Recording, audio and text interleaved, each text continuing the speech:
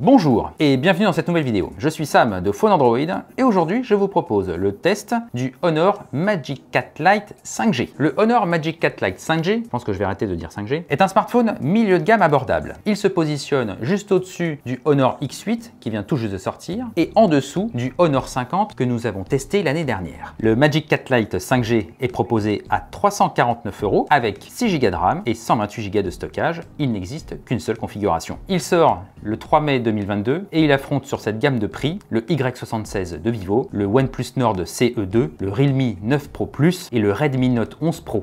Ça en fait du monde. Que vaut ce Honor Magic 4 Lite 5G par rapport à toute cette concurrence? C'est ce que nous allons découvrir dans ce test qui va se dérouler en 4 points. Design, écran, autonomie et un petit peu de performance et la photo bien entendu. Pour tout le reste, retrouvez en description de cette vidéo un lien vers mon test complet. Allez, c'est parti!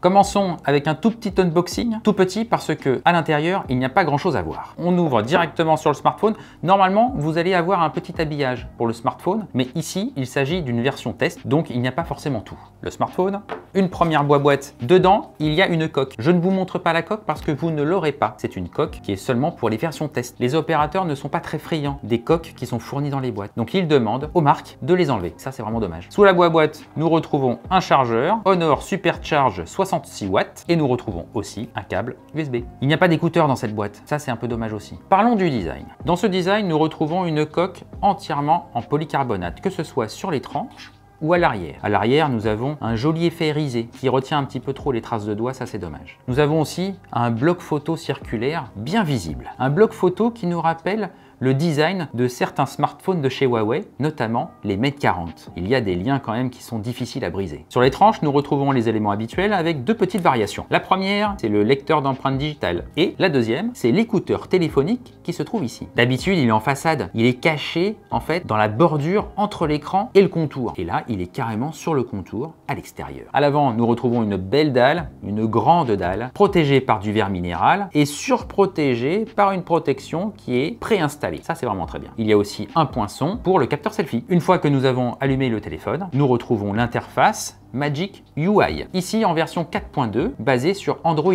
11. J'aurais quand même préféré avoir Android 12 directement dès la sortie de la boîte. Ça, c'est vraiment dommage. C'est une interface qui est très sympa avec beaucoup d'options de personnalisation et le tiroir des applications est désactivé par défaut. Ça, c'est vraiment très Huawei. En plus, il y a quelques applications préinstallées commerciales, Netflix, Booking, TikTok et même un petit peu des jeux. C'est une interface qui est simple à utiliser, très sympa, vraiment dans la lignée de Magic UI et de EMUI de chez Huawei.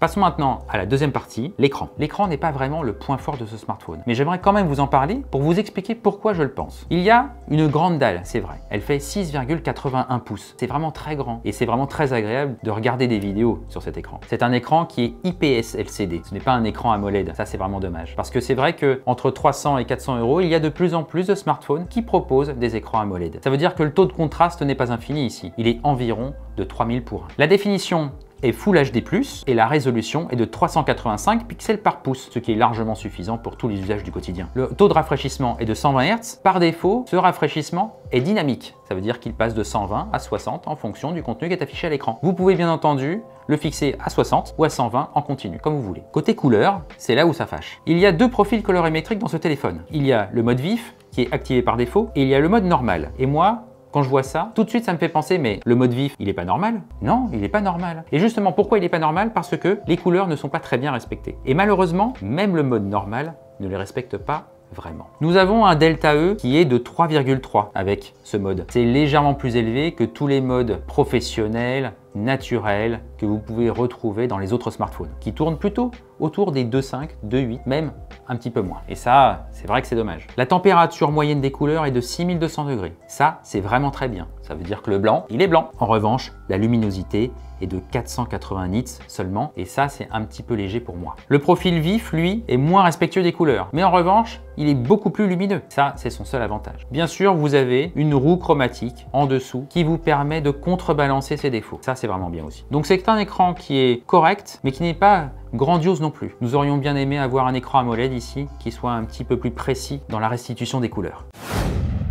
Passons à la troisième partie, l'autonomie et un petit peu de performance quand même. À l'intérieur de ce smartphone, vous retrouvez une batterie généreuse de 4800 mAh. Cette batterie offre une autonomie continue à peu près de 22 heures. C'est ce que nous raconte le stress test PCMark. Nous traduisons ce score à peu près 2 jours et demi d'utilisation normale, c'est-à-dire Internet, réseaux sociaux, photos, vidéos, streaming, etc. Pour les joueurs acharnés, parce qu'il faut vraiment être un acharné pour jouer sur ce téléphone, vous pouvez avoir une autonomie comprise entre 5 et 6 heures en fonction des graphismes du jeu. Si vous avez des graphismes élevés, c'est plutôt 5 heures. Si vous avez des graphismes bas, ça sera plutôt 6. Ce qui est plutôt très bien d'ailleurs, parce que honnêtement, d'autres smartphones orientés gaming font beaucoup moins. Comme je viens de le dire, ce smartphone n'est pas optimisé pour le jeu. Genshin Impact par exemple se positionne directement sur les graphismes faibles. Ça c'est dommage. Mais en même temps, on s'y attendait. À l'intérieur de ce smartphone, vous ne retrouvez pas qu'une batterie, vous retrouvez aussi un processeur. C'est un Snapdragon 695 compatible 5G. C'est un composant qui est peu gourmand en énergie, mais qui n'est pas très puissant non plus. Il offre des performances qui sont très stables de bout en bout de la partie, ça c'est vraiment très bien. En revanche, vous aurez évidemment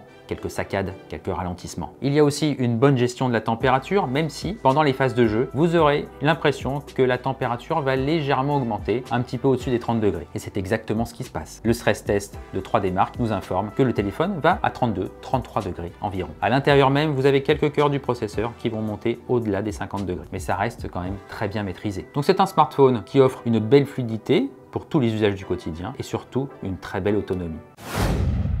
Passons à la dernière partie de ce test, la photo. Côté photo, nous retrouvons 3 capteurs à l'arrière et un capteur à l'avant. Ici, c'est un capteur 48 mégapixels avec objectif ouvrant à f1.8 et autofocus à détection de phase. Ici et ici, nous avons 2 capteurs 2 mégapixels avec objectif ouvrant à f2.4. L'un s'occupe de la macro et l'autre du calcul des profondeurs pour le mode portrait. Mais où est le grand angle ? Ah, c'est la bonne surprise. Il n'y a pas de grand angle ici. Donc il va falloir se contenter du capteur principal pour faire les panoramas. Il n'y a pas de stabilisateur optique ici. Il n'y a pas de zoom optique non plus. Il y a un zoom numérique avec un rapport maximal de 8 fois. Quels sont les résultats offerts par cet ensemble de 3 capteurs? D'abord, parlons du capteur 48 mégapixels qui offre de très belles photos. Franchement, pour un capteur 48 mégapixels qui n'est pas non plus un foudre de guerre, il offre de très belles photos en journée et même en nuit grâce à un mode nuit qui est quand même très performant. Le capteur 48 mégapixels ne surjoue pas le HDR et ça c'est vraiment très bien. Il y a quand même des couleurs naturelles. Ça, c'est parfait. En revanche, il y a un tout petit problème de luminosité, les photos ont tendance à être surexposées et ça c'est dommage. Alors de nuit évidemment vous allez perdre ce côté surlumineux, mais justement il y a le côté inverse, c'est-à-dire que les photos seront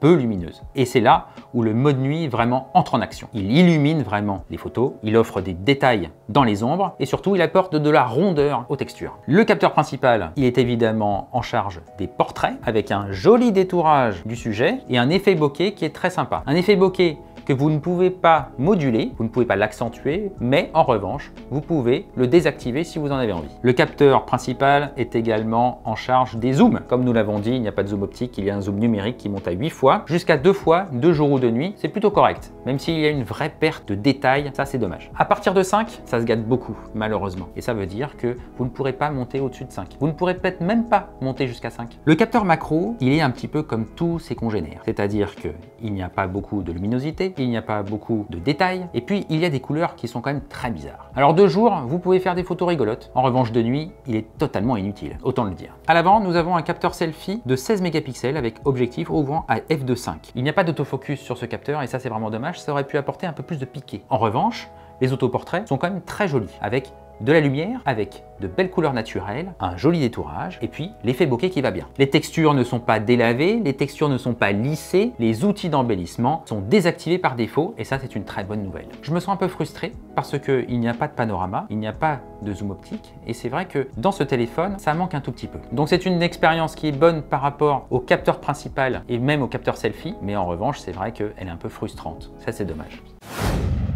Qu'est-ce que je pense du Honor Magic 4 Lite 5G? C'est un smartphone qui est équilibré, qui offre une expérience globale satisfaisante et une expérience complète. Il n'a pas vraiment de gros défauts ce téléphone. Bien sûr, il y a l'écran. Bien sûr, il y a les capteurs photo qui offrent un champ des possibles un peu réduit. Mais il n'a pas non plus de gros atouts qui lui permettent de se démarquer par rapport à la concurrence. Et c'est peut-être ça son plus gros problème, c'est d'être un peu trop lisse par rapport à la proposition qu'il fait. J'aime bien le Magic 4 Lite 5G, c'est un bon smartphone. Mais c'est vrai que pour 349 €, face à l'ensemble des smartphones que vous avez aujourd'hui sur les étals des magasins, vous avez un choix tellement pléthorique que peut-être que ce smartphone aura du mal à se démarquer et à convaincre les utilisateurs de les acheter. Nous voici donc arrivés à la fin de ce test. Merci beaucoup de l'avoir suivi jusqu'au bout. Si vous avez des questions, n'hésitez pas à les poster en commentaire. N'hésitez pas non plus à vous abonner à notre chaîne et activer les notifications pour ne rater aucun autre rendez-vous. Et puis un petit pouce bleu, ça fait toujours plaisir. Je vous retrouve très bientôt sur la chaîne Phone Android. D'ici là, portez-vous bien. Ciao!